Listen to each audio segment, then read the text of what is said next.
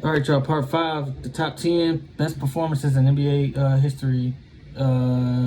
Let's get the right article. Ranking the top 50, the 50 greatest individual postseasons in modern NBA history by Kevin Pelton. Number 10. Number 10 is LeBron James in 2013. He averaged 26 points, 8 rebounds, 7 assists. To me, it was just the final. The final was Game 7. He had 37, 12 for 23, and 12 rebounds against the Spurs. This year they beat the Spurs in 7. This was LeBron's second title.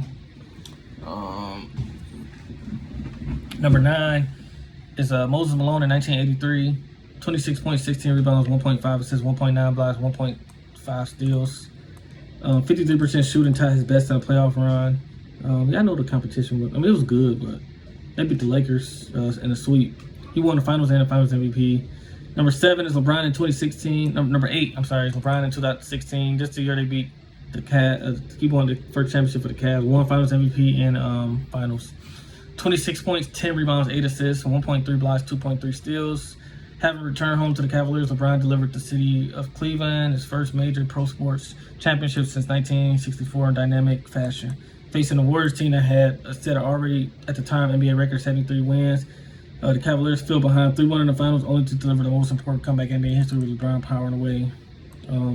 Over the final 3 games against Golden State, all of them wins, 2 of them came on a roll. LeBron averaged 36 points, 12 rebounds, 36.3 points, 11.7 rebounds, 9.7 assists. He also delivered the signature play of his remarkable career in the late stages of the Game 7, chasing down Andre Iguodala and transition to block a layup that attempt able to give the Warriors the lead. The 2016 postseason run was the only time in LeBron's career that he blocked at least 3% of opponents' 2-point attempts and had at least 3 steals per 100 plays in the playoffs. Something Ben Wallace in 2003 has done while more than 400 playing more than 400 minutes since the NBA merger. Number 7 is Hakeem Olajuwon in 1994, his first title.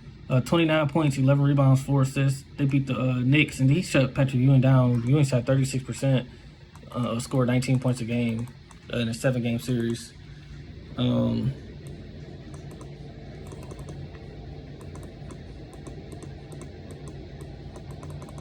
Yeah, that's before they didn't even have Clyde Drexler in '94. That was the most impressive part. Number 6 is Shaq in 2001. They beat Iverson and them. They won 15-1 in the playoffs. They only lost 1 game, and that was in the finals to Iverson and the Sixers. Shaq averaged 30 points, 15 rebounds, 2.4 blocks, and he averaged 3 assists too. In the finals, what did he average in the finals? I don't know. But game 2 versus the Sixers, I believe, he had 28 points, 20 rebounds, 9 assists, 8 blocks. One of his best games ever. Number 5 is Michael Jordan again in 1993. I'm surprised this is so low. Well, if we're going by the finals, this is number 1, but this is all the whole playoffs. 35 points, 7 rebounds, 6 assists.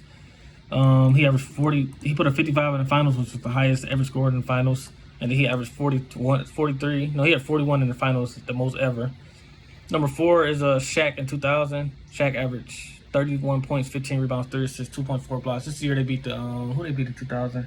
They beat the Pacers in 6 games.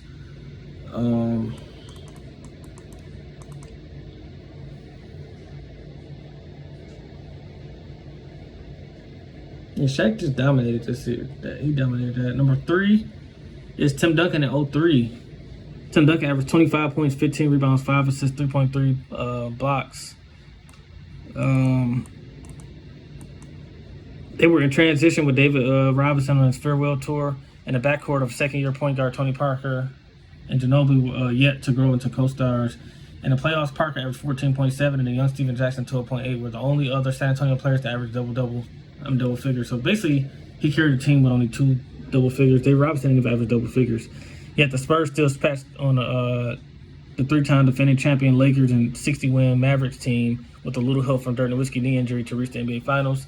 There against the Nets, the team making its second consecutive Finals appearance. Duncan took over to an unprecedented degree. Duncan averaged 24 points, 17 rebounds, 5 assists, 5 blocks, capped off 21 points, 20 rebounds, 10 assists, 8 blocks in the closeout game in Game 6 that caused them to become the first quadruple that came close to the first quadruple double in playoffs history. Duncan settled for only 20 points, 10 rebounds, 20, 10 in the past 27 finals.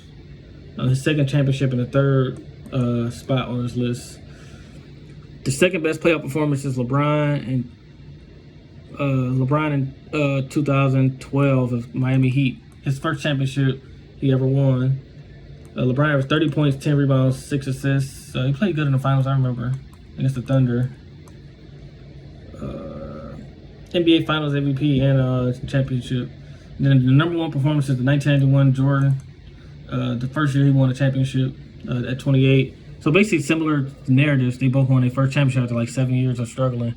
It's no surprise that Jordan's 6 championship run would rise to the top of these rankings. The first title was his best individual performance.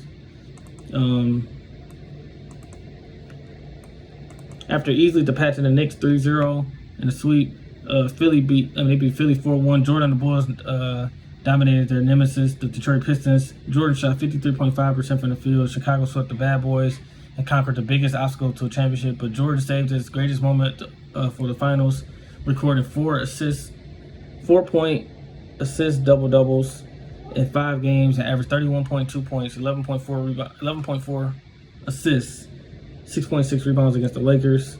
The Bulls' 15-2 record in 1991 was actually their most dominant postseason of their 6 title runs, and this easily could have matched or beaten the 15-1 Lakers. Yeah, so that's it, man.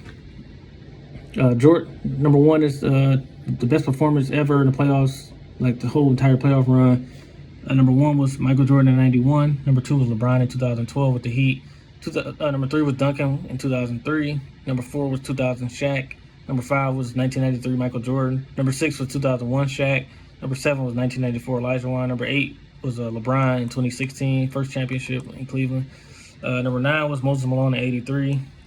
And number 10 was LeBron in 2013. So those were the top 10 performances. That was part 5, the top 50 performances in the modern day era. Postseason performed by Kevin Pelt of ESPN. So peace.